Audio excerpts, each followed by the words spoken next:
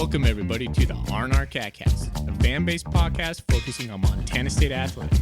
We're two dudes named Ryan from the state of Washington talking about our dear Montana State. We hope you enjoy.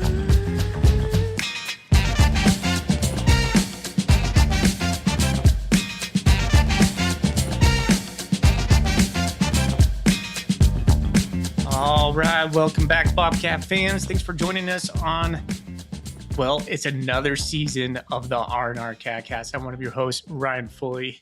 I'm joined with my buddies, Ryan Thornburg and Zach Levere.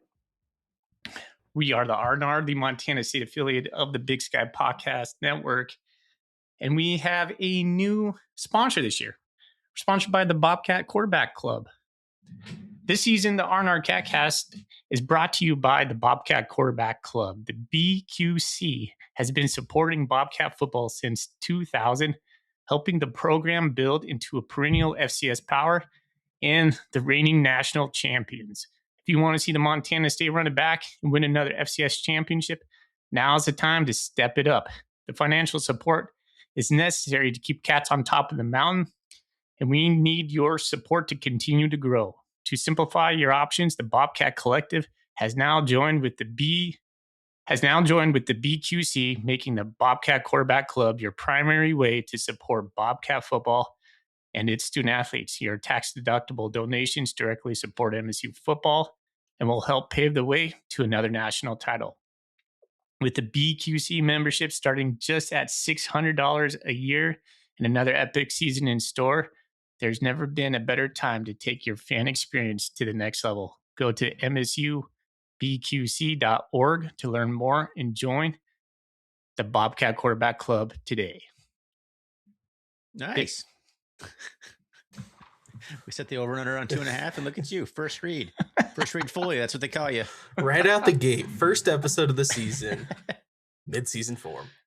Love it. I like it. I like it, guys. Interesting development that they're kind of merging into one entity. Well, I like it because, I have supported the collective for the last couple of years, and now it's going right into kind of the one stream funneling in for our student athletes. It makes a lot of sense.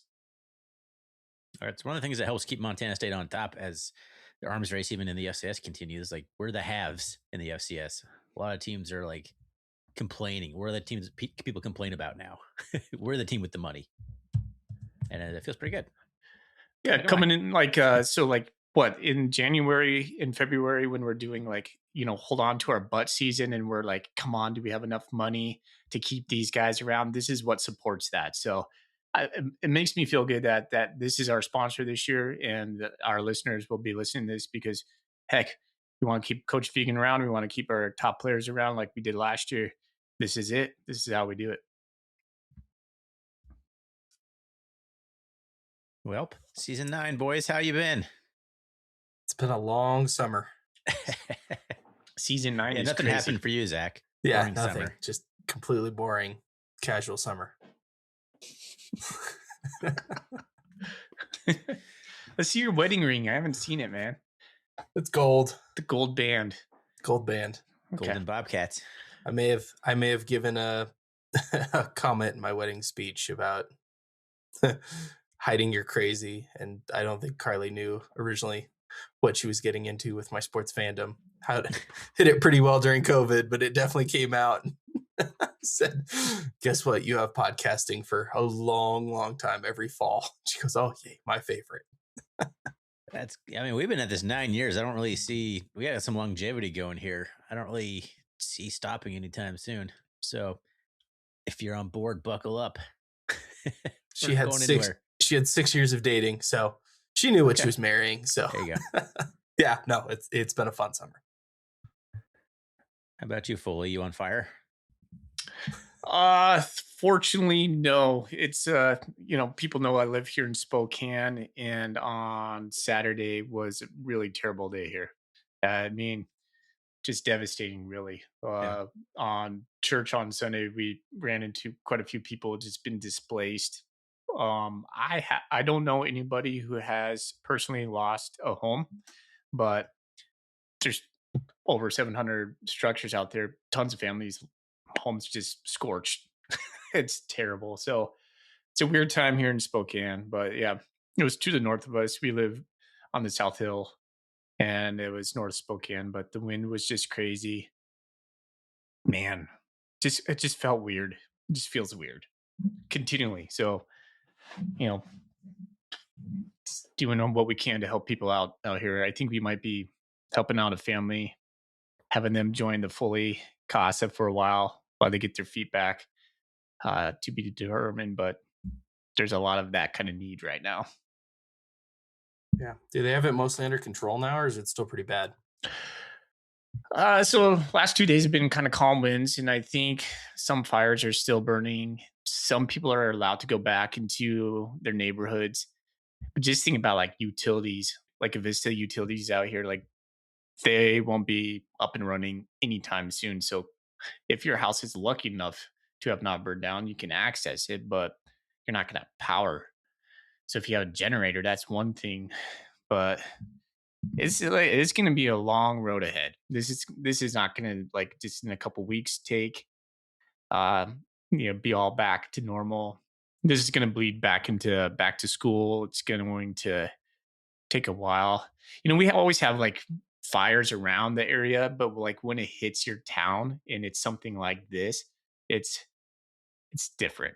So yeah, kind of a bummer. Not kind of a bummer. It's devastating. Big bummer. Yeah.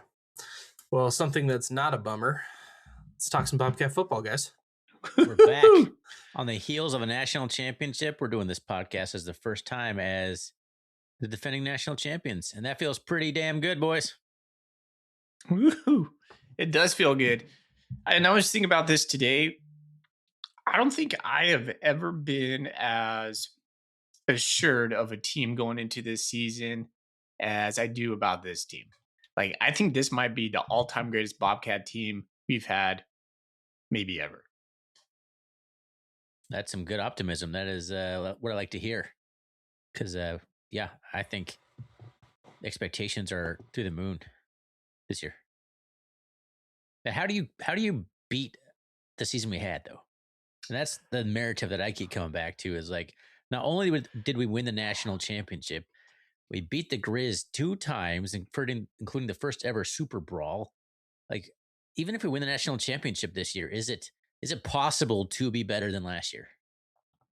That's the thing. I was peak Bobcat season in the history of Bobcat athletics. I wondered the same thing, Tony. That's the thing I was been worried about this past off season, as well as like you can't repeat that feeling of the Super Bowl, like how good that felt. I mean, can it happen again? Yes, but it's already happened, and now so that moment has passed. Winning the national championship in our lifetime. Well, we were alive when we were both born in '84, but none of us could remember that. Zach was just not even a thought yet. That was not even a thought. Yeah. So I think I wonder, and this is I didn't anticipate talking about this. I wonder how MSU tries to capture its fan base and continue that feeling. Does Montana State go the way of like the Bison, where like support starts dwindling because we're always winning? How do you capture and keep that momentum? I think that's a real question for the Cats going into the season. I don't think we're anywhere near having that concern. No. I tried to get a ticket to Cal Poly, and it was sold out before I even got a chance to do it, before it was even released to the general public. I do have a Bobcat club, and I admittedly spaced out, like logging in right when I was supposed to, but like within like 3 hours, everything was sold out. So it's like, dang. So I don't think demand is going to be a problem anytime soon. I just can't help but think like the amount of guys we brought back, just the excitement of like when you graduate a class like that, you still have so much coming back. That's the biggest bright side. We kept everybody pretty much away from the portal for the most part. It's go time. It's time to go win another one. Nope. And we'll talk about the polls and all that stuff and the preseason accolades here in a little bit. This is more of a general Big Sky episode, but it's hard not to just start talking right about Bobcats. It's what we do this podcast for, getting all antsy. Oh man, I can't wait to talk about it. All right, let's do a little show rundown. We're going to go into the Golden Coolies here pretty soon. And if you don't know, we have our national championship special edition Golden Coolies we're giving out right now. So send in those questions on a weekly basis and we'll get those sent out to you. We're going to go into the stats top 25 today, the preseason top 25. A couple of them came out. Sam Herder's top 25, but we normally read the stats top 25. So we'll go into that. We're going to go into the 2026 preseason awards. There is, I believe, 24 Bobcats on that list. They swept it in the Big Sky. Not swept it, but dominated the Big Sky. And then we'll go into the preseason rankings. I think this is fun. This is always what we do. We go and pick every team's schedule, every team, and we give our own the R&R flavor of the preseason rankings and some of the good banter between us. And then we got a lot of Golden Coolie questions at the end of the episode. So should be a good one. Oh, can't wait. All right, man. But first, let's talk about what's in our Golden Coolies. I was afraid of this. I got to figure out what the button. He's scared. What button it is. What's in your Golden Coolie? What's in your Golden Coolie is now brought to you by Madison River Brewing. Crack open Montana with Madison River Brewing. Inspired by the rivers we fish and the places we love, our beers are brewed for adventure, for friends, and for stories worth telling. Find Madison River Brewing wherever great beer is sold, or come straight to the source in our tap room on Frontage Road in Belgrade. Madison River Brewery, the Montana beer. Unfortunately, for beer lovers, I am not drinking at the moment. So I have a Coke Zero, but I do have my national championship Golden Coolie, so I got that going for me. I know. It's the first episode. I really wanted to have a beer, but I promised myself I wasn't drinking until my Spartan race that I have coming up next month. So sticking to it. Womp womp. I know. What does that entail? Just running around, jumping over logs in the mud?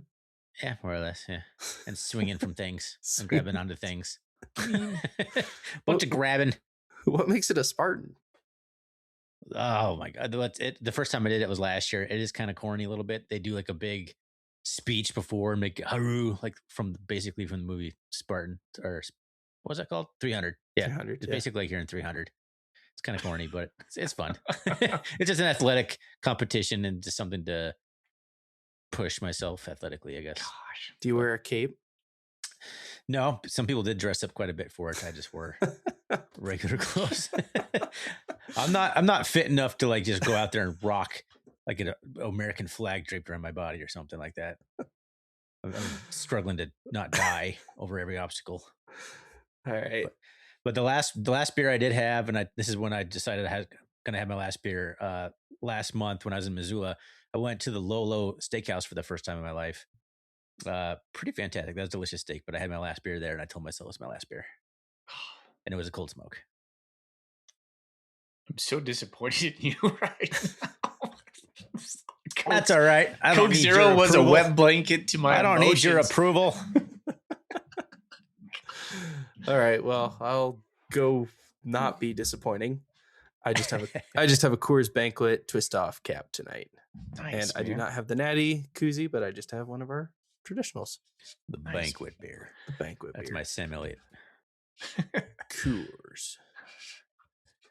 I have the summer IPA from Rubens Brew, which I believe is in Seattle. Yeah. There it is. Yeah, has like a nice little salmon on it. It's a pretty good IPA. So there you go. Foley, I just want to let you know that Thorny and I secretly have an Instagram chat going where we just send each other memes about trashing IPAs. There's a lot of them. That's lot of- generally what we talk about on Instagram without you. It's just trashing IPAs subtly, knowing who we're pointing it towards. Well, here's the deal. Can I drink a pale ale on the pod this year? Is that Yes. allowed? So we won a national championship. We beat the Yes. guys twice. You can do whatever you want. Okay. You can drink a Coke Zero and be cool like me. Curse was over. All right. I'm bringing back the pale ales. Sorry, Mike. Bring it back. All right. If things start going sideways, we might have to start asking questions. But for now, I think the runway is clear. Coke Zero. Oh gosh. All right. You've had like tea on here. I don't want to hear it. No, I know it's it's the first inaugural episode. episode. Thorny. I know. Principle. It's principle. Yeah, Anyways, I was going through my coolie This isn't drawer. non-smoky. This is rule. There are rules here. Yeah. Like a child who walks into a conversation. Okay.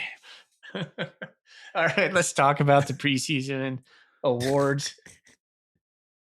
Okay, I got those. I got some. I have this fancy binder I was showing you guys. I try to be organized this year because it just works better for me when I'm there. I'll read them off. So you can read your own handwriting is always the fun part of this. Yeah, that's what I went for right there. I do have my tablet, and it's kind of fun looking back through these tablets. Now I have like 9 of them. And so they do tell a story of this pod, but my handwriting is always... Put them in the National R&R CatCast archives. There you go. All right. The big one from the big news early on was defensive MVP was Caden Dollar, which is totally awesome, right? Yeah. Like applause, but he won the defensive player of the year in 2025. So that feels just like, okay, running it back. Offensive one was Eli Gilman. And so good for him. Yeah. Thumbs down, but not surprised. Yeah. We'll see how he runs behind his brand new offensive line this year. And without the threat of Eli, not Eli, I'm going to, Wortham. Michael Wortham. Yeah. Yep. Taking the edge off. Okay, so all conference team, Justin Lamson, quarterback. That's my quarterback. First team. First team. Let's go. Ooh, that's awesome. That is so good right there. Beats out K.E. Ali Ayat right there, which is, I know that's going to be going back and forth with those dudes all season long. Adam Jones on the running back list as well. There's 2 running backs. So it's Gilman and Adam Jones. And then we have 3 wide receivers. One of them is Taco Dollar, of course. He shows up on the first team. We have Tyden Fleischman for the offensive line, Braden Zimmer for the offensive line, and Burke Mastel for the offensive line. You got 3 guys on the first team for the offensive line. How about That's so awesome. Yeah, I'm not sure that I'd trade any of our linemen for anyone else in the conference at any position. Dude, I heard Zimmer is up 20 pounds already from like 275 to 295. Ooh. Yeah, we got to enjoy him this year. Yeah. For probably his last. Speaking of the Bobcat Collective, right? It's never too early to start investing in. I gotta stop thinking about portal all season. I'm thinking about nowadays is like, oh, he's really good. He's gonna be gone. I gotta stop thinking like that and just enjoy and not even verbalize it. Whatever. All right, moving on. Defense. Defensive line, Zach Cruz makes his appearance on the first team. Nice job, Zach. It's funny. He's never been a starter. So this is going to be his first year being a starter. This is awesome. Bump down. They gave the tip of the cap to Cole Taylor.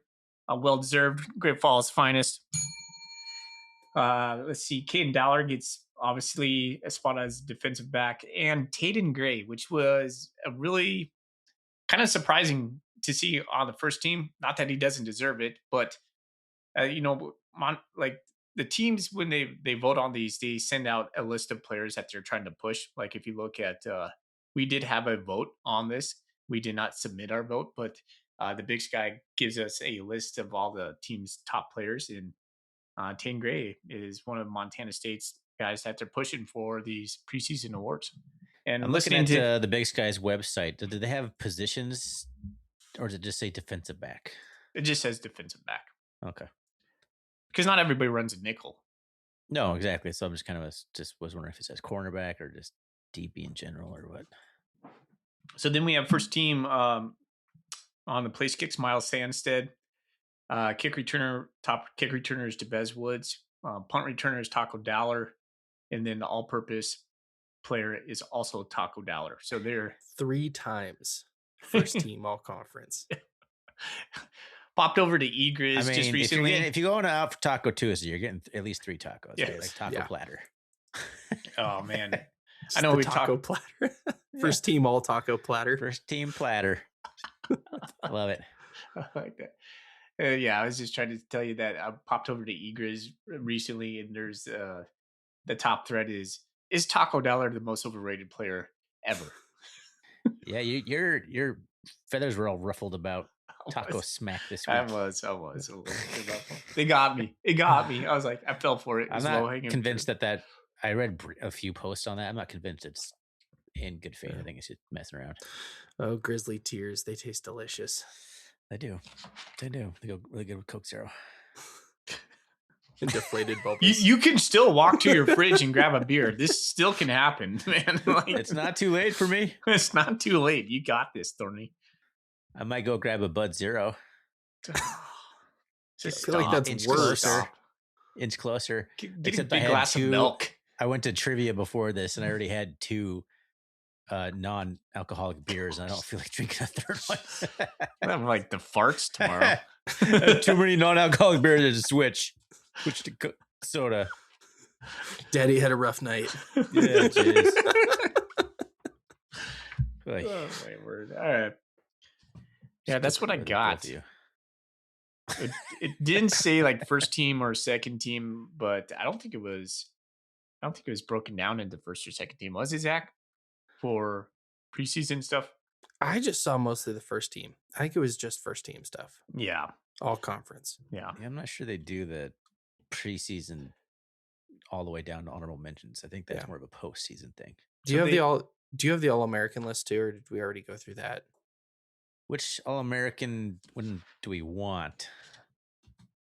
I don't have that. Because there's a Phil Was there- Steele. Hero The Sports. Sports Illustrated does the FCS Football Central preseason. I don't even know what that is. Anyway, we can skip it. That's probably a good idea. There's Yeah. like 4 of them. Who is Phil Steele? Phil I don't know, it's Steele, been around forever. he has been writing the college football like preview magazine since like the 90s. Yeah. And he an writes actual what was magazine. like the Bible. It was considered like the college Yeah. football like preseason Bible. I don't know how much stock he has nowadays, but he's still around. Or his company. I don't know if Phil himself does all this. He is. I actually did listen to an interview with Phil Steele about a month ago, so he's still kicking. How old is Phil Steele? He's- Got to be like in he's his getting up 50s there. or 60s. I think he's in his 60s. Well, God bless him. Phil Steele. I just want to see this guy's picture. Oh yeah, there he is. You'd recognize him. Got a nice A what? stash. Got a nice stash. Now I'm Googling Phil Steele. How derailed are we getting here? Ooh, Ah, that guy? yeah. Apparently, Yeah, that looks guy. like he would sell me an Oldsmobile. Yeah, pretty much. Anyway, all right. Where are we going? We've done the preseason accolades. We do I have guess- one piece of news. Oh yeah, I was just gonna get to that. I assume we might be talking about the same thing. I'll let you do yours in case it's not. The Bobcats went to the White House Yes. and got to go to DC and kept Yeah. it very well hidden, might I say. Sweet honor. Local business in town gave everybody a free suit. Oh really? That's Yeah. pretty sweet. So the guys were all in brand new suits.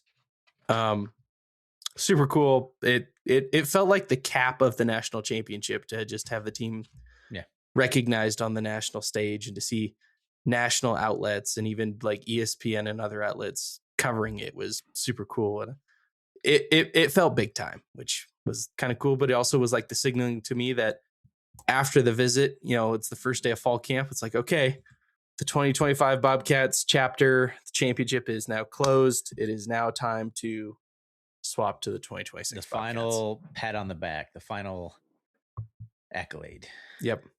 Yeah, that's a pretty cool thing. That's an honor for sure, and yeah, pretty cool for the boys to get to go do that. And then all the coaching was the coaching staff there too, or Yeah, they brought everybody. I would Like, a assume bunch of so, the yeah. administration was Yeah. there, coaching staff. That's great. Super cool. One of the clips was, I think Trump said, "Hey, we'll see you guys next year." He did say that. I was like, "Yeah." He All also right. asked a couple of the D linemen, "Do you think I could get through you?" He said, "Probably not." No, sir, That I one- pancake you. All Yep. right. Before we get into, let's see, our preseason picks, which is, I can't wait for that. I love that banter. The preseason top 25 stats, the one we read every week came out this week. And unanimously, Montana State gained all 57 votes. Number one. That's not surprising to me. The thing that's kind of surprising to me is Montana is number two. And guys, I have multiple reasons. I don't want to spend a little bit of time talking about this right now because my instinct would be, given what they have coming back, I'd put the Jackrabbits, South Dakota State above Montana right there. Just given what they have coming back, there is a lot of question marks for the Grizzlies. I mean, they have some returning like players like Ayat, Gilman, Brooks Davis.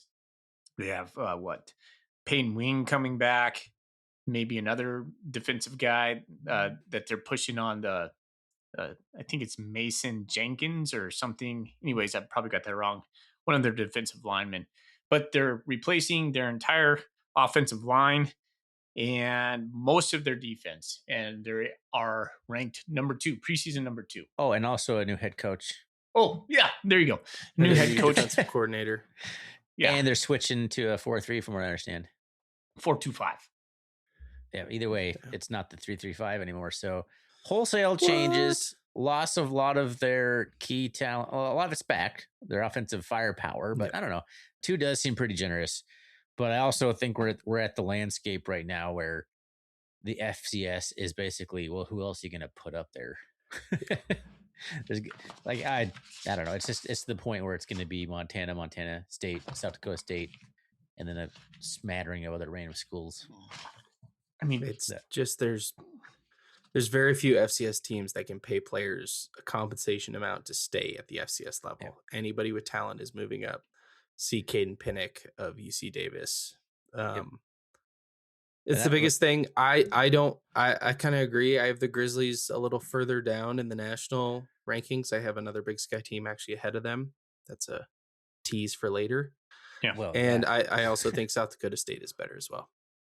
I mean, I don't even put Illinois State in front of them, just given what they accomplished last year. So, just rounding out the top 25, I was quickly was looking at the Montana stuff. It's Jake Mason, not Mason Jenkins or whatever I said. Mason Jenkins. Jake Mason is their defensive lineman. He's apparently 6'2" and a junior. Anyways, so let's see. Montana's at number 2, bumping down to number 6 is UC Davis. So let's just go through the top 10. Montana, South Dakota State, Illinois State, Tarleton State, Davis, Rhode Island, Nova, Youngstown State, the Penguins, and then North Dakota. That's your top 10. Does it feel weird not seeing NDSU in a top 10? It does. Yeah. It feels weird. And refreshing, first thing, to be right? honest. Refreshing. Let's see. It's a whole different world. Bumping down, you see, Yale, number 18. They caught my eye. Yale was the guy that gave us a lot of fits. Northern Arizona comes in at number 25.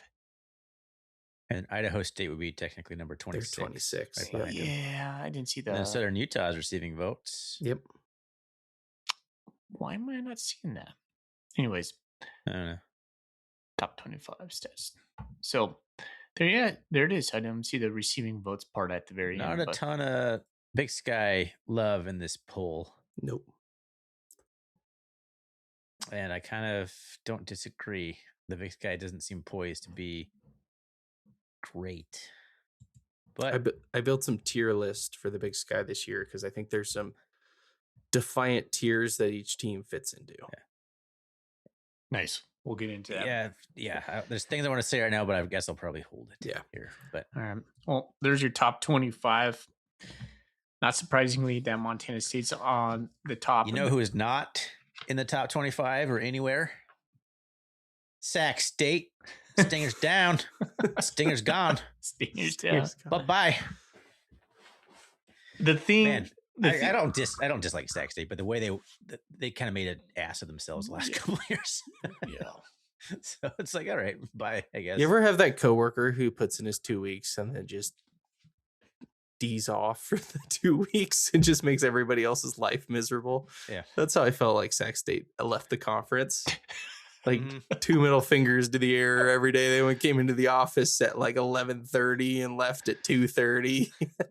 Yeah. Left a dump in the company toilet. Perhaps an upper Ran the decker. printer out of ink. Played music without headphones in their cubicle. That's kind of how I feel like Sac State left us. A little bit. A little bit. No, I don't think anyone's real sad. Microwave fish. Nothing wrong with that. Nothing wrong with my There's a lady that did that this year, and I was like, no. I said loudly, "Who microwaved fish in the lounge this morning?" So bad. Oh my gosh! All right. Plug your nose. Hey, Hey, man. Montana State receiving all 57 votes. There you go. Wrapping up the top 25. All right. So what we're going to do, we're going to go into the R&R preseason rankings. Tasked again to each of us was to go through each Big Sky team, including the new teams, Utah Tech and the return of Southern Utah, and pencil out not only the overall, but their conference. And so I think last year what we did was we started at the bottom and we worked our way till number one. So I think that's what we're going to do. And do we sort it by conference record or overall record in terms of who we got last? So here's what I'm thinking is we'll kind of go. So we're going to start with you, Thorny. All right. So Thorny, we're going to say, who do you have for number 13? And then you're going to go, this is who I have. Here's the overall. Here's the conference record. And then we'll go to Zach and we'll go to me. And then Zach, you're going to go to number 12. I'll do the number 11. We'll just kind of keep going through on that. And we're absolutely going to forget who's first on each one, but that's all right. 100% we are. But we'll get there.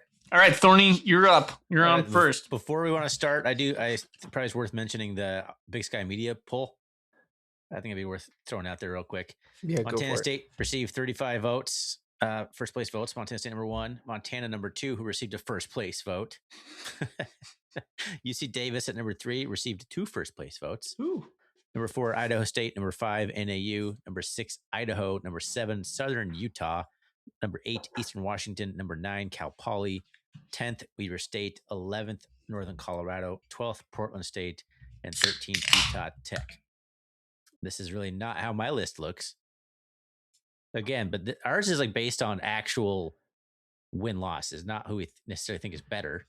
Yep. Because the imbalanced schedules are going to make it so. I did it correct this year. I went through every game. Yeah, it's pain, but it gives you a really good like idea of some key matchups and things to look for as you go through the season. But in dead last place, I have winless Utah Tech, not winning a game at any level, Big Sky or otherwise. They got a brutal little out of conference schedule. They got Montana. I guess Montana State starts off their slate. So there's like week 1 Big Sky games, and then there's like 3 out of conference games for most schools. And then all of a sudden there's the rest of the Big Sky slate, which is weird and kind of lame. But they play BYU. They play Northern Arizona out of conference, I guess. And then the Grizz out of conference. Is that right? That's correct. Yeah. So I can't see them beating anybody. They might have a chance at Cal Poly or Portland State, but I have them just straight up losing every game because they've been terrible since they moved up. Started off in the UAC and then they were in the WAC or whatever. I don't know. They're not more good. than like 4 games. I don't think in a year. Not good. What's their the Big Sky is going to be mascot? It's going to be a wake up for them. Trailblazers. Okay, I was going to say I know yeah, it's they like used to be Dixie State. If that rings a bell to you. Yep.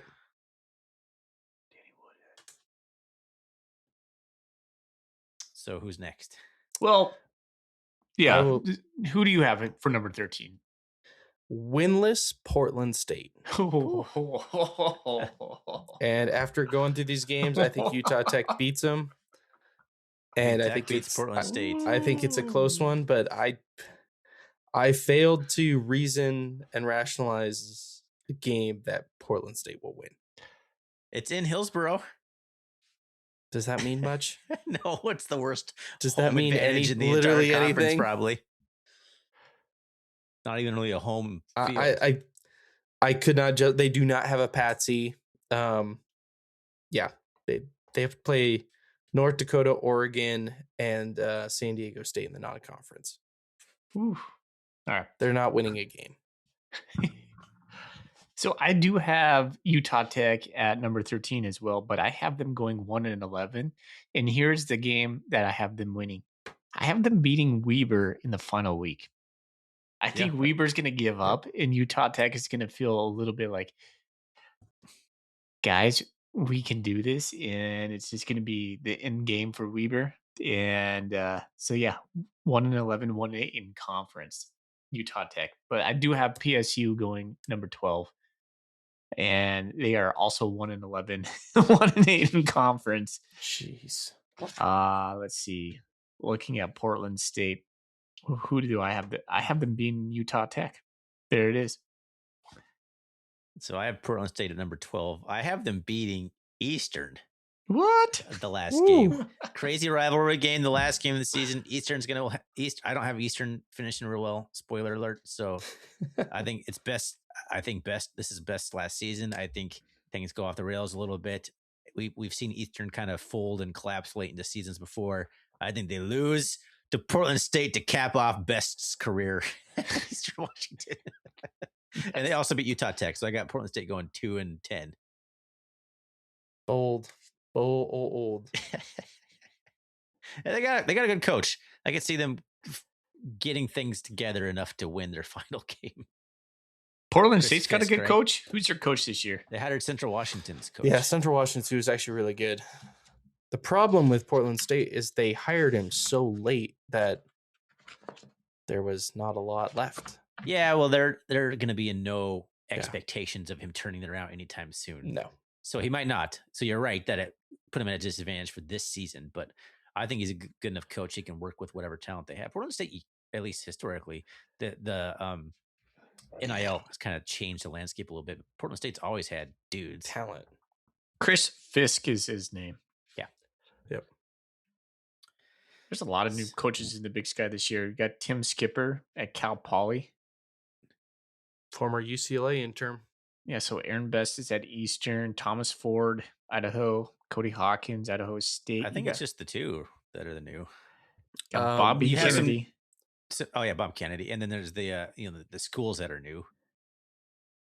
Ed Lamb's still at Northern Colorado. Then you got Southern Weber, Utah. Cal Poly, and Portland State have new coaches. Delane. That's right. Weber's Mickey Mental got canned, right? Fitzgerald. God. A disaster. That was one of the worst football games I've ever watched last year. Worse than when we beat Cal Poly like 71-3 or whatever. Without a running back, and we still set the Marquis program Johnson rushing rushed for record. like 260 yards. You know, that's their program. Nobody's rushing around me. record. I'm just gonna sprint to the end zone. It's like one cut to the house. All right, have we both given 12 and 13? Okay. All three of us given 12 and 13. Are we all Portland State and Utah Tech? Just Yeah. interchangeably, 12 and 13? Yes. Yeah. Okay, that's Zach, my love that. tier. Yeah, I love the fact that you have Portland State last. Like, put that in my veins. I love Portland State losing. I just The find garbage tier. I just G find tier. that hilarious. Yeah, at this moment. that is my money Toilet ball. tier. There's 50 feet of crap, and then there's us. That's this tier. All right, who wants to take number 11?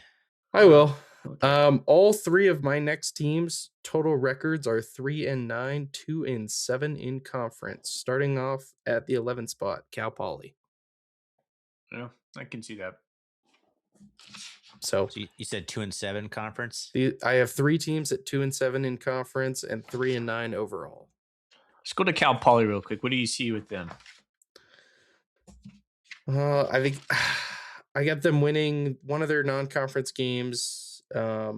Central Washington. Yeah, the Central Washington game. I've got them beating Weber, and I've got them beating Utah Tech. That's it. I have them beating San Diego, and other than that, I have the exact same thing. Same for me. I have the exact same penciled schedule there. So I have them 2-7, and then 4-8. So the only difference between you and Zach is I have them beating San Diego. All right. My So number, they're 10 for me. Number 10, I have a team worse than Cal Poly. me too. My number 11 team is Weber State. Are they also 3-9, 2-7? Yep. Yep. I have them starting off with a conference win at Northern Colorado. So I think they'll be inspired right away. Oh, we have a different path then. Yeah. And then they have a win, Northwestern State that comes to Ogden, and then they beat Portland State. But then they go on a losing streak for the last 8. Oh, okay. Yeah, I have them losing to Northern Colorado because I think Ed Lamb's got them in the right direction. They're going to be not good this year.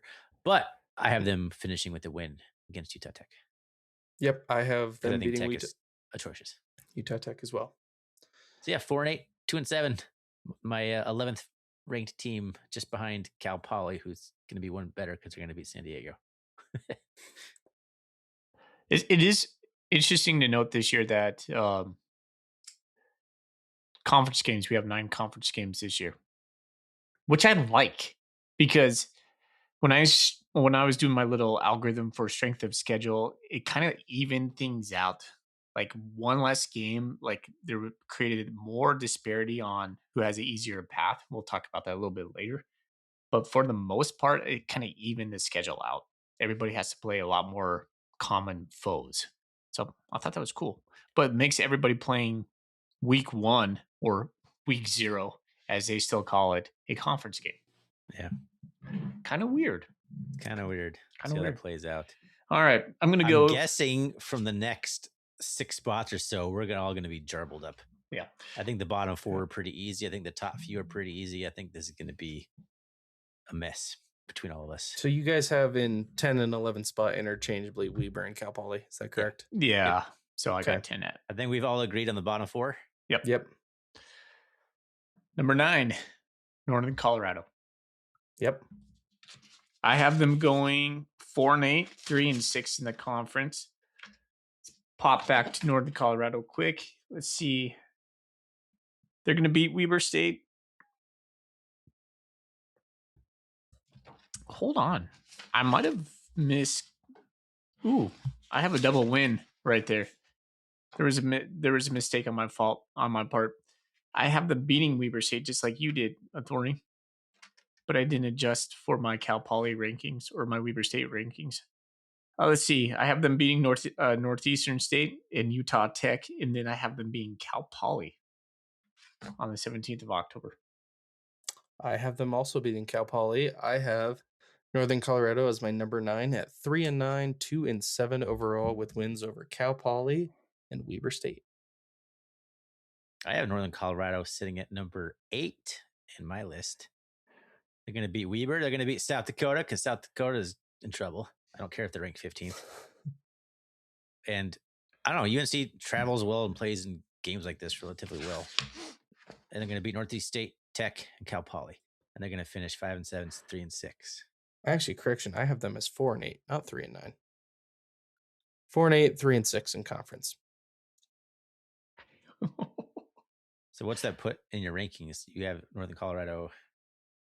They still remain at 9. Okay. I really hope the Tubbs at the club listens to this podcast because I love what I'm about to say next. Number 8, Idaho. 4-8,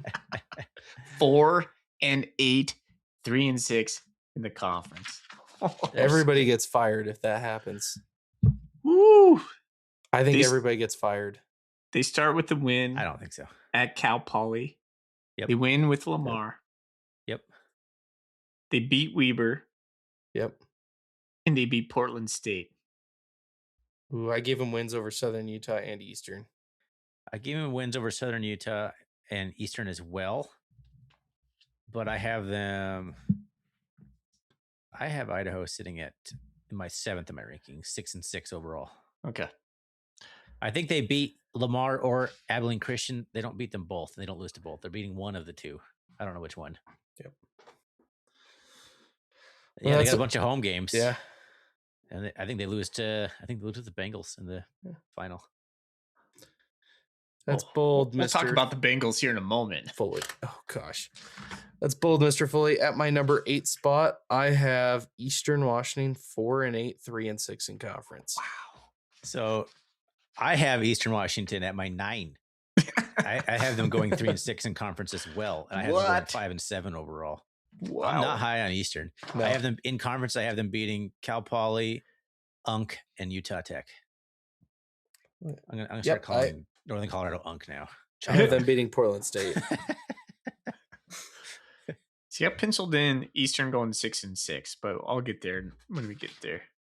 All right. So I do have them also beating South Dakota. I have both of those Really? teams. Yeah. And they're going to beat Northern Iowa. Who's your number 9 then, Thorny? Eastern, number 9. Okay, so who's your number 8 then? Sorry. Unk. UNC. UNC. UNC. All right. Yeah. You know, we root for UNC here. I think all three of us kind of pull for them. I got a little soft spot for the Bears. Yeah, when they do well, we talk about them and we give them props. We want Ed Lamb to succeed over there. He's a great coach. It's just, you know, they're never going to fund the program like we do, or the top 5 programs of the Big Sky. So no, but teams like Northern Colorado can like catch lightning in a bottle with a select set of transfers that come in, and they'll have a good year, and then half the team will go away, and they won't be able to sustain it. And that's pretty much the landscape of the FCS in general, I think. But I think I don't know. Ed Lamb does it right though. He does a lot of high school recruiting, so I think they could they could become a top 6 perennial program. I think top half. Yeah. Not a top 5, or definitely not top 3, but it just feels like they should drop down a level and then just dominate there. Just go back to Division II and win national championships. yeah, but they do pretty decent in men's basketball usually. Yeah, that is true. They've had some success at the D1 basketball level, so I don't think they'd move down. I think they're more interested in that than football, to be honest. All right. Zach, who do you have for number 7? Southern Utah at 6-6. Interesting. All right. Okay. Well, This is where things begin to get a little interesting for me. I'm higher on Southern Utah. Me too. Yeah, I was 6-6. I have them 3 I think I have them 3-5 in conference too. I have that completely flipped. I have them 5-3 in conference. I had play Eastern 8 conference games because of the imbalanced. Everyone else plays 9. Oh, I don't. Maybe Tech does. I don't know. Who cares? They're not winning anything. But So if they go 8-0 in conference and our team goes 8-1 in conference, do they win the outright championship? Zach, why? Why are you breaking my brain right now? That's gonna be a mess. I'm sure they have a plan for it, but yeah, how does that work? I think that'd probably be like, yeah, it's weird. I don't Is know the 8-0 team gonna get it over the 8-1 team because they? Yeah. I don't like that at all. We should just ban the Utah schools from winning. They just can't win it. Period. Just put it this way: they're nowhere close, so I think we're okay for a few years. For now, But I bet they share. If they go 8-1 and another team goes 8-0, or if let's say like Montana State goes 8-1 and they go 8-0, they would share. all right. Someone at Tom. Tom Wistersill. We gotta get the answer to this. So number 7 for me is Eastern. I have them 6-6, 5-4 in the conference. So I'm a little higher on them. I have Eastern beating Utah Tech. I have them beating at Idaho and Portland State. They win against Northern Colorado and Cal Poly. But so I think the big game for me, for Eastern, is at Idaho. That Eastern Washington kind of rivalry right there. It's always fun to watch. But I think this is Aaron Best's last season. Yep. Now, barring like a playoff run, which I just don't see in the cards. No. Talk about a university that's just fallen off the map. I mean, they got to play Davis, the Grizz, and the Cats. Gosh, remember how good they were? It's not a great schedule For so long, how good they were. Yeah. I got a story for you guys from today that was at the airport here in Bozeman, and the guy was wearing like an Eastern quarter zip, He's a bigger guy heading to Seattle, and I just kind of went, "Hey, how are you guys going to be this year?" And he goes, "Not good, and I hate our coach." I was like, "Oh, okay." Thanks for the insight. You love to see actual like fans that are passionate and care, though, even if they're the angry kind. Like an Eagle fan of the Wild who actually cares and knows who the coach is. Like, I love it. Yep. I love that. All right, Love guys. that for them. Here's something I want your honest opinion on. We play Eastern in Cheney after the bye. Historically, we have not been great after the bye with No, Vegan. you're right. And Eastern's Yep. been a tough place for us to squeak by some victories. Does that one make you clinch a little bit? If there's going to be a trap game on the schedule, that would be one. Is Foley going to be walking around Roos Field in the fourth quarter? It's possible. Yeah, I would say that is certainly possible.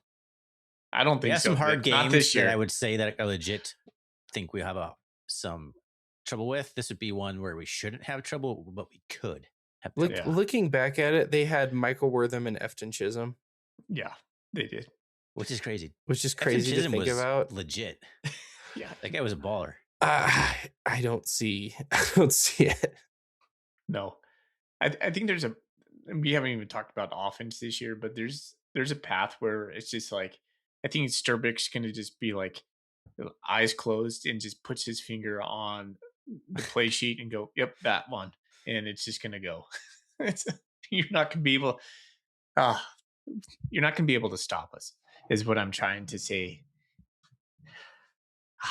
Yeah, I don't know, but I think we have a golden coolie question about that. But yeah, playing in the Eastern, which, guys, I know we do this every other year, but it feels like we've played in Cheney a lot in the last. It does 10 feel years. like that. It continues to feel like that. Yeah. So, all right, let's get to the top half. So then we Hold can on. I haven't even said my 7 or 6 yet. You guys are going right by me. All right, go for it. Number 7. Number 7, right above Shop Dunk, I got the Vandals at 6-6 and 5-4. Yep. I'm with you, man. I already kind of talked about them. I just don't think I'd mention exactly where they were. And then right above them, I have Southern Utah finishing 8-4 and 5-3. I think they lose to the Grizz. Wow. I think they beat Weber. They obviously can lose to Colorado State. They'll beat St. Thomas, so they're 2-2 right off the bat. And they're going to beat Idaho State. I give them the edge because that's in wherever the heck Southern Utah plays. I always forget. No, that's Utah Tech at St. George. Aren't they Cedar City or something? Yeah, like I want to say Cedar. Cedar's in my head too, but I don't know. Whatever. Then they go demolish the other newbie team, the Utah Tech. Then they're going to lose to Davis. They're going to lose to Idaho. They're going to string together wins against NAU, UNC, PSU, and Chicago State or whatever the heck. I have Chick State on here. I don't know what it stands for. So you had 8-4 and 5-3. Where's your other loss right there? So I think you should have 8-4 or 5-4. They don't play 9 conference games. Oh yeah, that's right. Yeah, it's the weird one. Oh, I'm sorry. They only play 8 conference games, so that's where they're finishing 5-3. Yeah, there it is. So yeah, I got them at number 6, almost in the top half, right off the bat. They're a decent team. They are. They had a pretty good season last year. I mean, they were picked 7th in the media poll. Yeah. All right, Zach, who do you got number 6? So I had Southern Utah 6-6 at 7. I have Idaho 6-6 at 6. Giving a little more love to the Vandals, but still mediocrity. And this is where I kind of have a tier of 6 through 8 is my tier of mediocrity with Idaho, Southern Utah, and Eastern Washington. Where's UNC in your tier? They were in the tier of bad. So there's the 50 feet of dog crap, which is Utah Tech and Portland State. Then there's the tier of bad, which is Northern Colorado, Weber, Cal Poly. And then there's the tier of mid, which is Idaho, Southern Utah, and Eastern Washington. Yeah, I can get behind the tiers, even though my rankings don't bear that out. I just need that's a pretty solid list. I need you to ascribe emojis to this and make a graphic for me. Okay. Do you want me to come up with those right now? Yeah. I just I mean, post them on the socials, and then Utah Tech, Portland State, poop emoji. The bad emoji is either a thumbs down or I don't Frowny know, face. eggplant. And then I don't know, middle of the road. Is it that guy doing this one? Like Yeah, hands something up? like that. Yeah. Yeah. Right. Okay, number 6. How about this? I'm going to hit you with NAU 7-5, 5-4 in the conference. Ooh, I mean, I have them 6-3 in conference. So that's only one game Yeah. difference, but Which means I put I don't know what to Southern think Utah of NAU. I don't know what to above think of them. NAU. Yeah. They got Ty Pennington, but the rest they have question marks everywhere else. And they stole our secondaries coach. But they have Flagstaff, which is just a weird place to play. NAU is going to NAU itself into a 7-5 every year. What do I? Yeah. I have them third. Wow. Wow. I have them third. Not because I want to, but I have some bold predictions elsewhere. I have NAU 8-4 and my 5th team. Yeah, they're 8-4 for me too, but they're 6-3 in conference, which puts them. I mean, now I'm looking at I have a 3-way tie for third. So, yeah, they're third technically, but I have 3 teams going 8-4 and 6-3. Same. So it's a log jam. Ooh, And man, I've not done the math to see who gets the tiebreaker out of this scenario I've created. They are a firm 8-4, 6-3 for me. All right. And they could easily be much worse than that. I think that's their That's ceiling. the ceiling. Yeah. So then But let's. I have them beating the Grizz in Flagstaff. That's not that bold. I thought about that one. I did think about that. We'll get to Montana here in a moment. Zach, what do you have for number 6? I had Idaho number 6. I had NAU right. number 5. So we're up to the top 5. Yeah. Okay, so then I had Southern Utah number 5. I put Southern Utah at 8-4, 5-4 in the conference. They don't play 9 conference games though. So what are you doing? Well, 5-3 in the conference. There Their it is. Weber game is not a conference game. Yeah, you're right. Which is so dumb. Okay. Top 4. Well, I mean, I already gave you. I'll just give you my log jam while we're here. So NAU is going to be tied for third with Idaho State and the Grizz, all finishing 8-4, 6-3. Ooh. So I have U of M finishing 8-4, 6-3. I have Idaho State finishing 8-4, 7-2. Ooh. All right. I need to go through that with you. Hold on. I got to see what he's done. So I put the Grizz at number 4 in my poll. I have them at number 4 in my poll as well. 8-4. Do you have Idaho State beating the Grizz? Hold on. I'm trying to figure out where you got the extra dub from. Hold on. All right, I'll tell you my Grizz schedule. They're going to open up with Southern Utah. They're going to win. That's a conference game. They're going to beat Drake. They're going to beat Utah Tech. They're going to lose at Oregon State. They're going to lose at Davis. Yep. They're going to beat Northern Colorado. They will win at Northern Arizona in Foley's. They're going to beat Idaho at home. They're going to win at Eastern Washington. They're going to win Portland State. They're going to lose to Idaho State. The Bengals are going to come in before the Cat Grizz. Washington Grizzly Stadium. And it is before Cat Grizz. This is before Cat Grizz. Yeah. They're going to lose to Idaho State, who's going to be on a heater at that moment, by the way.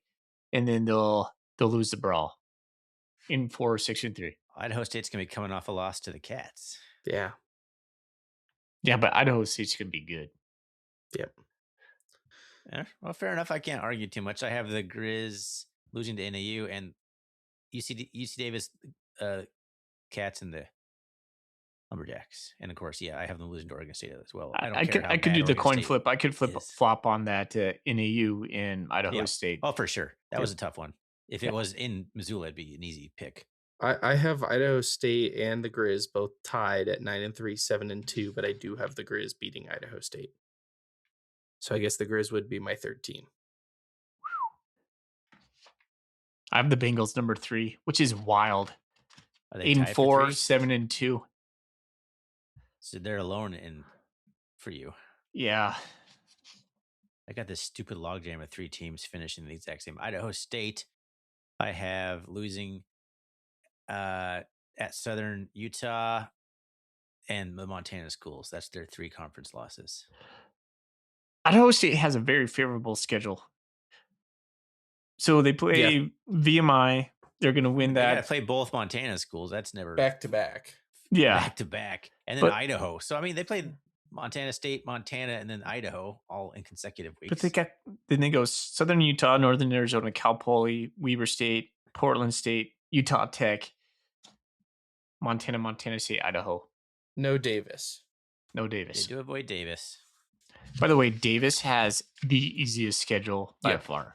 Yep. And Not that's even why close. They're the number 2 That's why they're team. number 2 team. Yep. And they're only going to lose to SMU. Yep. I have them going 11-1, 9-0 in conference. Yep. I have Same them here. 10-2, 9-0 in conference. And so I got to figure out where that second loss comes from. You have them losing to either Stetson or San Diego, Yeah. you maniac. No, I got them losing both San Diego and taking back-to-back L's early on. You think San they're going to Diego- lose to San Diego? The Toreros? That's not San Diego State. Oh, you're right. That's like non-scholarship Yeah. San Diego. That's my mistake. Okay, so yes, We're gonna Florida go- State plays San like, Diego what? State. we're gonna go 11-1 then. My bad. Yeah. Okay. I was like, I'm looking at the schedule like, who do Huh? you have them losing to here? The Toreros. Okay, of course. How did I skip that one? All right. And I can't believe it, but we all probably did it. 12-0, man. I don't think we've ever done a. It's you're hard to see. grinning there, Thorny. Like you're just like, It feels yeah, weird. It feels weird. it does, Feels man. It's always dirty. It was always in reservations. I remember then last year or 2 years ago, I picked the Cats to lose to the Grizz. Yep. Last, might have been last year, last most of year. us picked the Cats to lose the Grizz. I went and re-listened to that episode. But here we are. I'm like, gosh, we didn't know what we had don't in play Lansing Davis. Yet. I mean, we got Nevada, Idaho State on the road, and the Grizz. Like those are the. Why do I have Idaho State on here twice? Who the We heck have are- a pretty easy schedule for the first time in like feels like forever. Do we play Idaho? We do at their place on Okay. a Friday night. Okay, so I have Idaho State. Can I give on you there. guys my bold it's predictions for still the a end of the dub. season? Yeah, go for it. With January 11th in Nashville, Montana State. State will beat UC Davis for another national title. Oh, okay, that's good. Ooh. 49-17. The Grizz. All right, let's. I'm gonna write this out on my little sheet here. So, Yeah. Zach. Yeah. 49-17. 49-17. MSU over UCD in Nashville. Booked it. It's written on my spreadsheet. And because we always seem to play a Big Sky team in the playoffs, our quarterfinal opponent will be Idaho State. yeah, I was looking at mine now. So like NAU, Idaho State, and U of M, if they all finish 8-4 and 6-3, they're not all getting in. You think 5 Big Sky teams? I get think in? 5 will get in. Well, then it would be them. So That's certainly yeah, you might be right. Five could get in. This could be a 5-year. Could be the 5-year. Haven't had one in a while. And yet only UC Davis, the Grizz, and the Cats, and NAU are top 25. And NAU just squeaked in at 25. I think we finished with 5 teams in the top 20. So those are my 5 who are. I have written in my notes Montana State, UC Davis national championship contenders. I have Idaho State, UM, and NAU very good to quarterfinal playoff teams. The freaking Davis got the Connor boys back. Yep. Apparently they got a good quarterback as well. He's new, but Yeah. when you got a defense like that, and they got was it Mbunga? What's his name? The really good receiver they have. Oh man, yeah, he lit us up last time. Kabatu. His name Batu Mbunga. Am I thinking of wasn't there a Bobcat basketball player with that name? Yeah. David Devaldo Mbunga. No, you're thinking of 2 different guys. Devaldo. Didn't Mbunga die? No, Like that's RIP? Al Bay. Oh, okay. Can we stop making this podcast really dark? Divaldo Mbunga and the Angolan retired basketball player. Yeah, that Divaldo Mbunga. I had it. Boom. He played for the Angola national team after his career at Montana State. Dude, before we go on from this, I just wanted to highlight how easy Davis's schedule is. All right, so they're going to open up at Portland State. W. They're going to go to San Diego. They're going to win. They're going to lose at Southern Methodist University, SMU. They're going to beat Stetson. They host the Grizzlies. I think that's a win. They play Eastern Washington.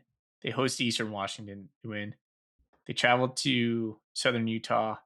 That'll be their first test. Well, no, Grizz will be a test. Sorry. Yep. I mean, Southern Utah could be be a test. Yeah, on the road. They're going to play. At that point, they won't have played on the road in over a month because they have a bye week in there too. So they're going to have a whole bunch of home games before they go to Southern Utah. So yeah, so after that they host Northern Colorado. They're at Weber, Utah Tech, at Idaho, Cal Poly. So the last part of the back half of their season is. Yep. I mean, they'll play at Idaho, so that depending on what you think of Idaho, but yeah, I think Southern Utah, and after that, it's going to be kind of cruise control. So the game I got to go to last year in Bozeman was Davis, the Native American night. What a game. What an amazing game. Cam Dollar, pick six. And Caden Pinnock was the man. He went off to Washington State. They took the lead early in that game. Yeah. He went off to Washington State. I have such high respect for Tim Plow. I think he's such a good coach. They're gonna be good. They're gonna be a good team. But that back half of the schedule is just really soft. I don't know how. I know, like, let's say they just like cruise and get that first round bye, and then face Idaho State in the quarters. That's a tough game. I mean, that's Illinois State ran through them, just routed them at their place. Yeah. So there's the California stereotype too of the California teams have not done well in the playoffs. Correct. Yeah. I mean, I could see them losing at most 2 conference games. So they're like 9-3 is their bottom. They're floor. Absolute bottom. They're like a lock for the playoffs, barring a catastrophe at quarterback or injuries.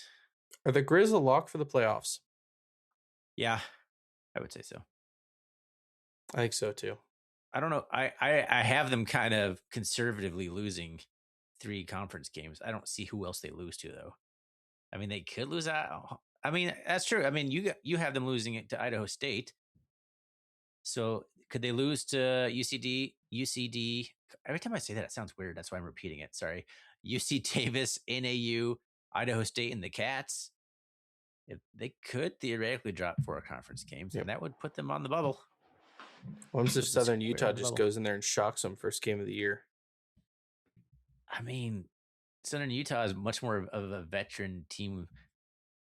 I was looking at Southern Utah's coach is named, I don't know how to pronounce it, Delate, Delate? Delate? I don't know how to say that name. Fitzgerald. Under him, they have not finished worse than 3rd place in their conference in the last 3 years. And they're going into the Grizz with the brand new coach. There'll be tons of excitement buzzing around. Bobby Kennedy. For Bobby Kennedy, but if they can weather it, sure. But I don't know. It feels like a buzzsaw to me. But you never know. Yep. That's why you play the game. Well, this was a fun exercise. Yeah, I was like, man, I have the Grizz lower than I think people might have them. I probably have Idaho lower than people might have them. And I certainly have Eastern Washington 5-7. These are all kind of things in my head. I'm like, huh. Surprised when I penciled it out, but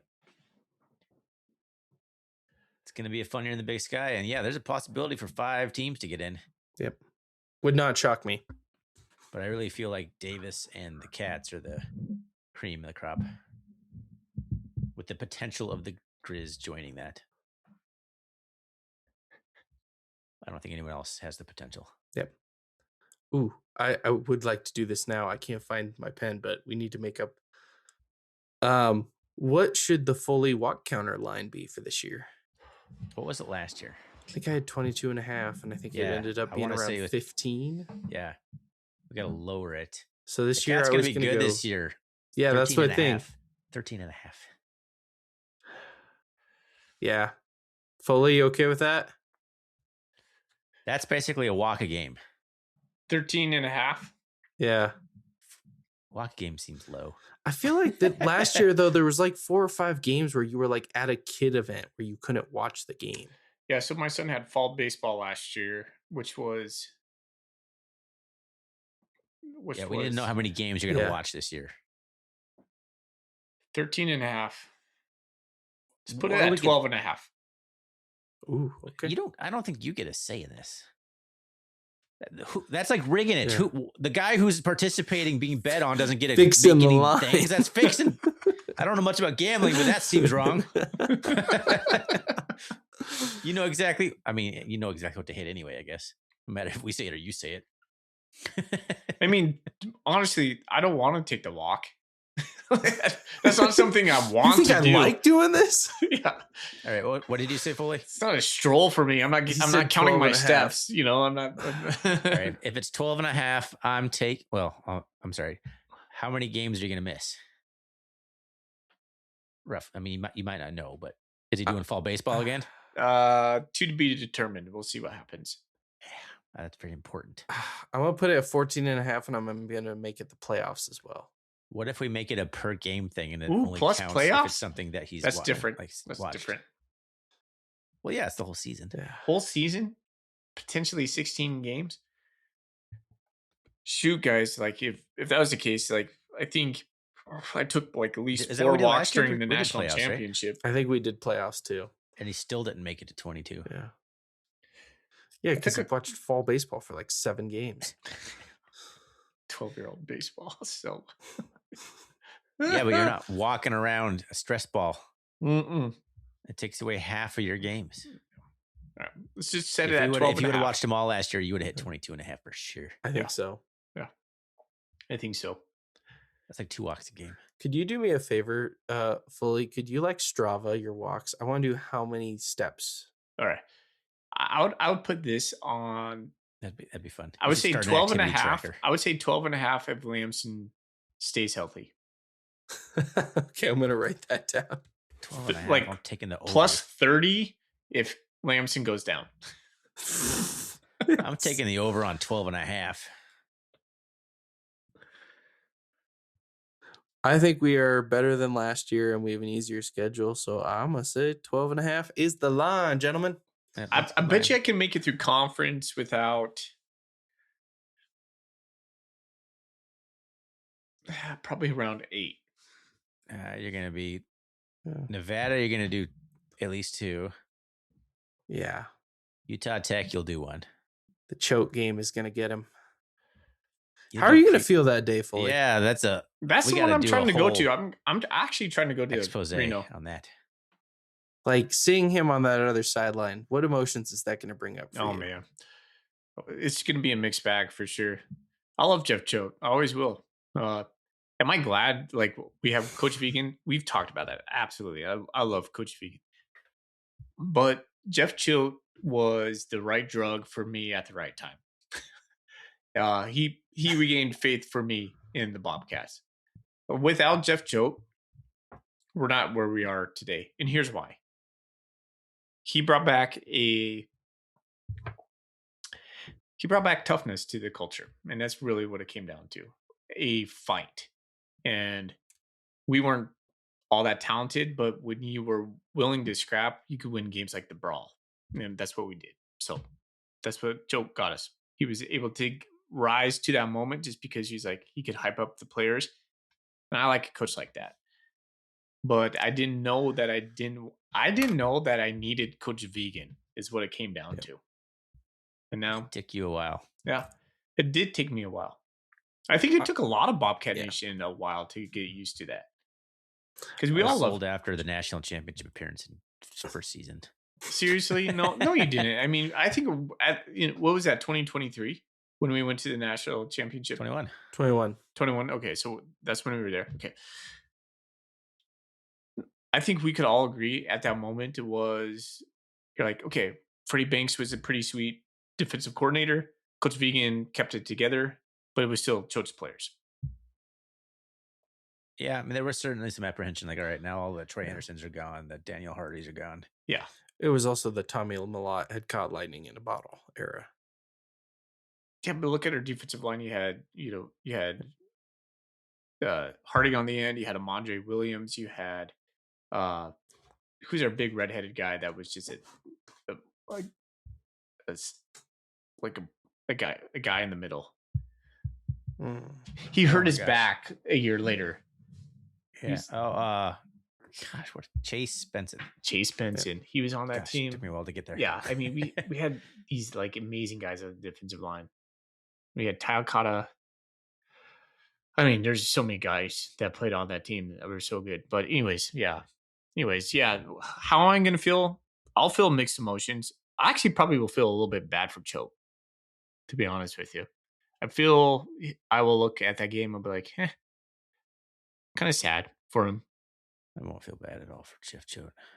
Yeah, you will. He left us high and dry. He left us high and dry. Jeff Choate greener pastures at a poorly Yeah. timed decision as well. Yeah. Jeff Choate also, I think, showed the program and the university what it would take to win. Yes. And I think he forced some uncomfortable truths of things we now have. Choate adamantly wanted a new facility, new offices, he fought very, very hard for the BAC. He did. And he took every opportunity on the microphone to, like any post-game stuff, to talk about we need more money. If you want to compete with North Dakota State, we need more money. Basically, was his calling card, and got a little old to some people, but it was absolutely necessary. He fought very hard for the BAC. He fought very hard for the indoor. And ironically, in the NIL era now, he fought very hard for, we need to find a way to compensate players to stay in the lanes of North Dakota State. Back when it was like the full cost of attendance, or whatever. Yeah, cost of attendance. That's what it was. The little flash in the pan that was.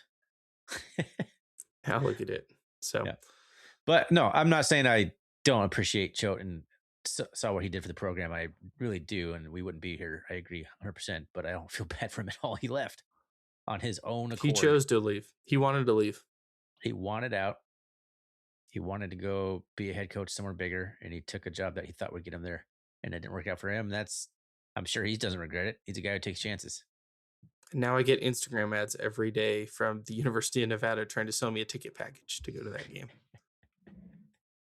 Probably cheaper to buy season tickets in Nevada than to go to one stupid Bobcat game. Probably.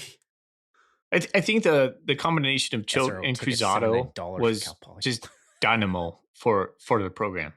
You had a president who wanted a coach like Coach Choate, and he was the spark that ignited this whole thing for us. So, yeah, I still feel like Foley could do an entire episode on Jeff Choate.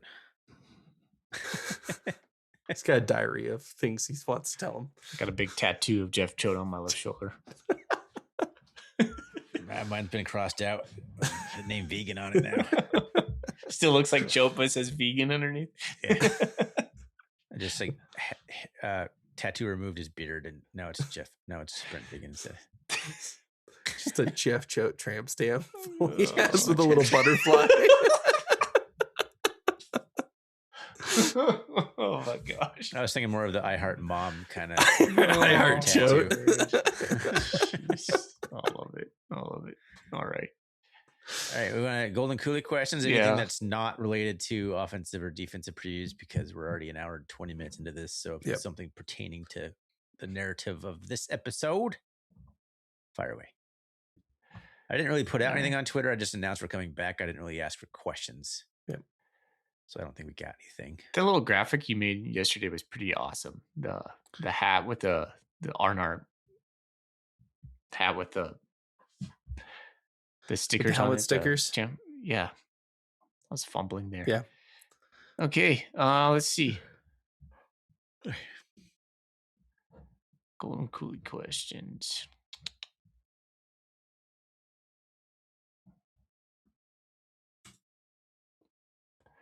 All right, I'll start Prodigal. us off with one of my own.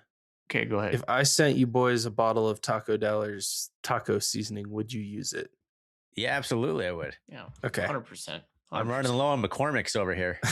The Thornbrick brand. Would you choice. put taco seasoning on a thorn dog? Hell yeah. All right, I was thinking about would doing that spice some potatoes with it. as a preseason start because they sell it in the Town and Country right next to my house. Oh God, yeah, give me some. I thought about ordering some online, honestly. Okay. Camo Cat. Actually, I'm going to skip that one. It's more I need offensive. two. One as a souvenir and one to actually eat. Okay. I want until I die, like 60-year-old. Prodigal Cat says, pick a player that comes from a relative unknown to be an impact player this season. Could be a freshman or someone outside the too deep from last season. Oh, I'm not prepared for this question. Oh, Titans research Weissman's type brother. questions. Bruin? Yeah.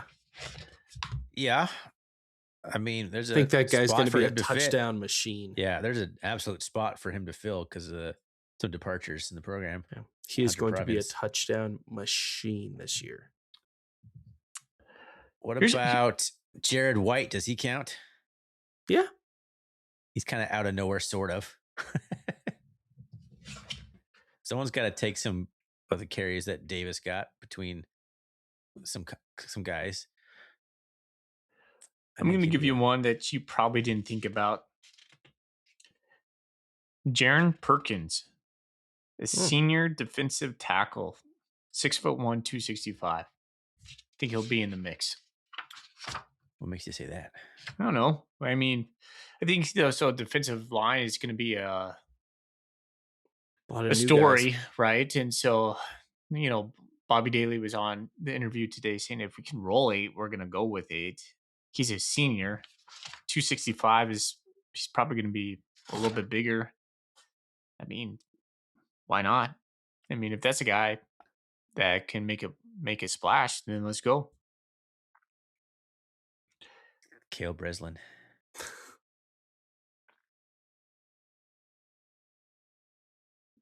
It's going to be someone in the running back room.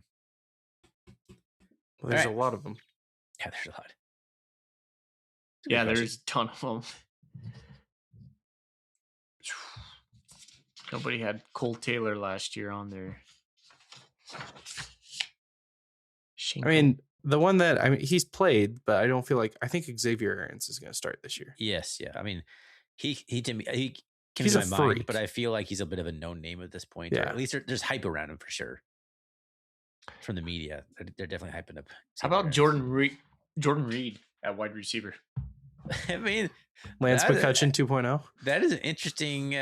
We'll see how that plays out. I think that has potential to be a guy who can catch some passes. I don't think he's going to be a targeted guy a bunch, but he could get some red zone stuff. Yeah, but you never know. Right. Maybe they have bigger plans for them than that. I don't know. We don't have a lot of questions that fit the theme. Yeah, let's see here. There's a lot of run the ball. Where does Bobcat Nation sit with regards to the Thorn Dog stand coming to fruition? Your general thoughts on off-season recruiting, in-state and out-of-state players that left the team. And he just kind of lists them in the trip to the White House. We already talked about the White House. I think we kind of touched on the guys who left the team last episode. Oh, like the spring kind of recap episode. Has anybody added since then? Yeah. Oh, I have something to bring up that I wrote down for this podcast that I wanted to do. With the aspect of sports gambling and the amount of money that's going on, apparently there was $170 million bet on the Big Sky football last season, which is nuts. Just nuts. That's according to the commissioner. Vegan loves to do the pregame news dump of who's not playing and who's not available. The conference is considering a rule where they have to have injury reports out by Thursday, like the NFL does. So there's a probable, questionable, list And of. what is the reasoning for this? Is it strictly to appease gamblers? I think that was a big part of it. Is you can't make a gambling decision if you don't know who's going to play. So Yeah, I but know then that's you're a big also announcing- big thing in the NFL that the NFL does, where they require you to list 3 days prior, so you can't pregame news dump. Well, then what about all the gamesmanship about faking or lying about? I mean, you can still lie about it, I guess. Is there any repercussions for saying Taco Bell's hurt? And no, he's not hurt at all. Psych. I kind of like. I don't know. I personally hate the news dump before, but I get why they do it, because you want to have the teams practice things and look for different players. But it's always right before kick. I'm like, all right, let's see what Victor Flores tweeted so I can see what bad news just came. Who blew out their ACL in practice or got hurt last game that we didn't know about all week. Woohoo! It is always a bit of a downer right before the game starts. Like, and by There's- the way, Julius Davis is out today. It's always like I'm on the field and one of you text me, and I'm like, gee, really? Yep. My phone always Freaking blows up. Victor, come on. And it's not his fault, but it's like one of those things I'm like, it was something that, like, me personally, I was like, I would much rather have that information out there if the conference does it completely as a whole. On I mean, Thursday. if everyone's doing it, I don't really see a problem for it. Yeah. If the spirit of it is to appease gamblers, I don't really appreciate gambling having that big of effect on a conference entirety. But I still can't believe $170 million gambled on Big Sky football last year. Who's doing Some that? of you got problems. Who's betting on the Big Sky Conference? What are you doing? Don't point at me fully. Me and my $50 I bet last year on the championship game didn't put a dent in the 170. Levere's locks. Yeah, I'm looking forward to Levere's locks again. Stunning that it was that. Like, if you would have asked me, if you said, hey, Zach, how much money was gambled on the Big Sky Conference football games last year? I would have probably said between $5 to $10 million in total, knowing what the Super Bowl was and the championship. Yeah, it's just $170 million. I'd like to see the breakdown of the games. Oh, I'm very interested to see. Yeah. I'm sure Cat Grizz Part 2, and then all the playoff games are a lion's share of that. I could be wrong. People betting on Davis Portland State week 4. Who's betting on Sac State Weber State in front of 11 people? Montana parlay. Yeah, seriously. Yeah. I mean, that's where you can make some money, Yeah. but not millions. Well, you shouldn't.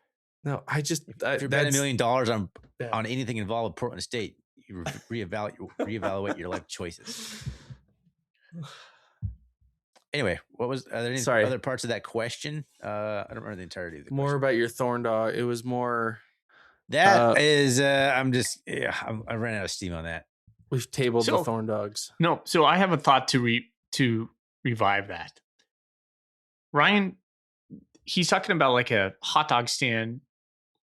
I'm thinking there is a spot for you where you can get your foot in with Montana State and have just a thorn dog. Not mini thorn dogs, but like a thorn dog. The concession stand, like the thorn dog. So it is part of just their normal concession. You just had like mini thorn doggies. Or whatever it is, you create the thorn dog, whatever that is, like that your special recipe, and it's part of what they sell in the stadium. And it could go part of the concessions could support the R&R, whatever goes to the QBC or something like that. Yeah, the collective. 90% of the people going to that would be like, "What the heck is a thorn dog? Why is this perfect, happening?" Right? Yeah. And have our little logo next to it, maybe like a QR code to our podcast. Oh, if it's a thorn dog, the logo is going to be my face. For sure. Okay. Maybe the R&R is also involved, but this is a me thing. The face mask my own just personal made of hot branding. dogs. Just me taking a bite of a Do you want this to sell? It's like glizzy going into my mouth. Yeah. Well, there you thorn go. Glizzy. Thorn glizzy. There it is. I like this idea. So you wouldn't have to have like the whole hot dog stand. You could just have like a sliver of the whole. You could get your product in the door essentially. Do they serve food at Madison River? Could Could they do a thorn dog? They have a barbecue stand out front. That's pretty good.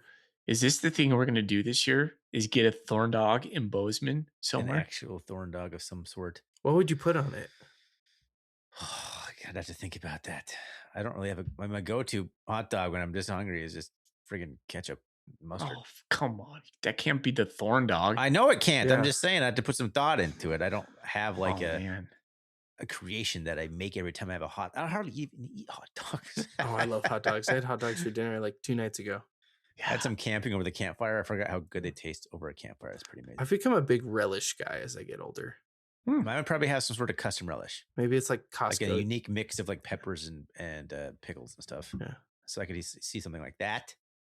I mean, in reality, I'd love a coney dog to be the thorn dog, but that's a whole lot of work.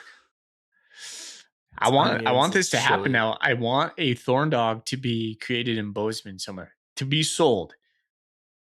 It has a layer of like a taco chili with taco seasoning on top of it.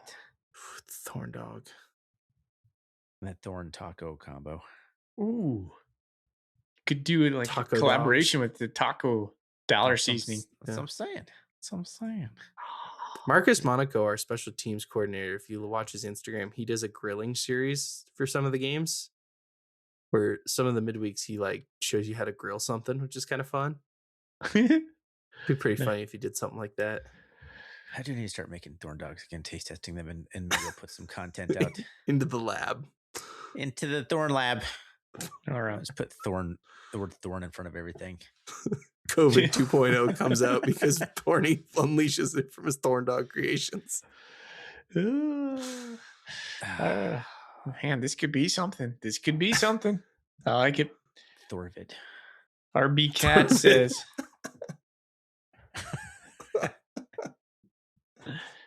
Oh, Floyd turned his hat backwards. That means the episode needs to be wrapping up. We got a couple more. Said RB Cat says, is Eastern Washington the scariest game considering how past vegan teams have performed coming off the bye week? Is it the scariest game? No. The Idaho State game is the scariest I'm more worried game. about Idaho State, but I don't know. The more I do think about it, this is where you start to think about things, start getting worked up. The other teams are better than they actually are, and I'm starting to think like, well, Eastern might be a problem, but I really don't think they will be. I'm with you with Idaho State. Yeah. WBTFG Corey says, is Aaron Best still the coach? Yes. Let's Does see. it mean at the end of the year? Yeah. No. Yeah. I liked RB Cats. Yeah, go for it. With Bobby's departure, will we still have the good, the bad, the Bobby Houks? I think forever. Yeah. It's even better. It's even better now that he's not even in the program anymore. Yeah. Makes it even funnier. At least for this season. I'm going to watch Illinois football this year because I just want to see their fans just get pissed off with him as their defense just gets shredded. With our crazy defense, have they ever stopped anything? They just ran for 300 that's yards. That's not going to go well in like the Gap Sound Big Ten where they're like, we've been doing things the same way since 1964. No, I can imagine who was Indiana's quarterback last year, just shredding up Fernando Mendoza. Or that who was that little guy that was at like Wake Forest? Or not Wake Forest. Oh, was drafted. Diego Pavia at Vanderbilt? Yeah, that guy would shred up a 3.35.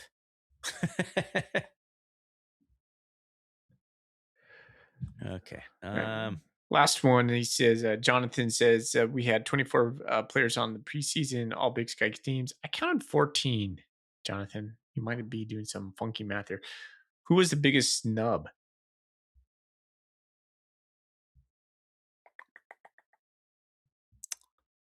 I don't think I really have one. Biggest snub. No, was there a tight end? Appropriate to me. I think Bruin Fleischman's going to be tight end of the year. He'll be first team tight end. You can't give that to a transfer guy coming out of nowhere, though. I mean, he's dropping down from Air Force. Did Jabez Woods make it on a team? A kick return. Yeah. Okay. Yeah. I mean, I was pleasantly surprised to see Cole Taylor on there. Who else we got on defensive line? Maybe Takari Carr could be one that got left off. Yeah. I don't know. I think that's a decent list. Bryce Grebe got some love, probably on a second team, I bet. So it's going to be Neil Daly, Bryce Grebe, Cole Taylor, and Xavier Aarons. Ooh. I mean, That's a scary room. That's a solid room. There's some size and athleticism in there. Yeah. They're just not yet too proven. That's a hit squad right there. That's what I want to call it. I like the that, hit man. squad. I like that. Yeah, I'm down. No, I don't feel this year. I don't feel like anyone really got snubbed. I'd have to really search high and low to come up with someone. I think Now that we have to get rid of the young guns because they all left. Wow. All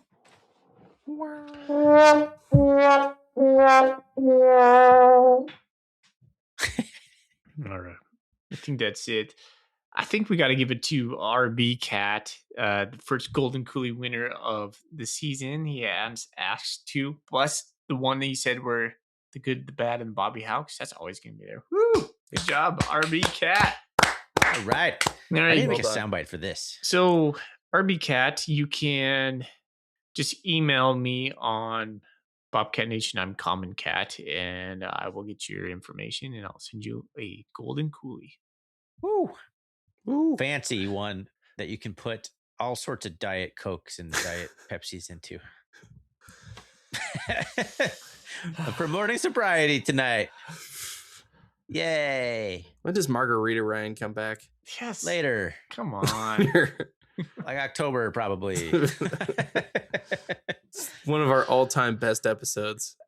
Just watching you stab to go margaritas. It was a good time. Good times had by everybody. There'll be an episode like that. Yeah. Most likely. All right, Tony, get us out of here. What do I do? Thanks everyone for listening to our 9th season episode. First episode of the 9th season. That's probably a much better way to say that. Appreciate everyone who's listened for over the years, anyone who's tuning in for the first time, or just anybody. Appreciate it. Share the love. Tell people about the show. We'd love to have more people tuning in and listening and interacting. So you can find all of us on the Bobcat Nation under the recurring Golden Coolie thread. You can find us on the web, rrcatcast.com. You can shoot us an email at rrcatcast@gmail.com. Pretty active on Twitter, rrcatcast. Boys, let's get out of here. Let's go, Cats. Go Cats. Go Cats.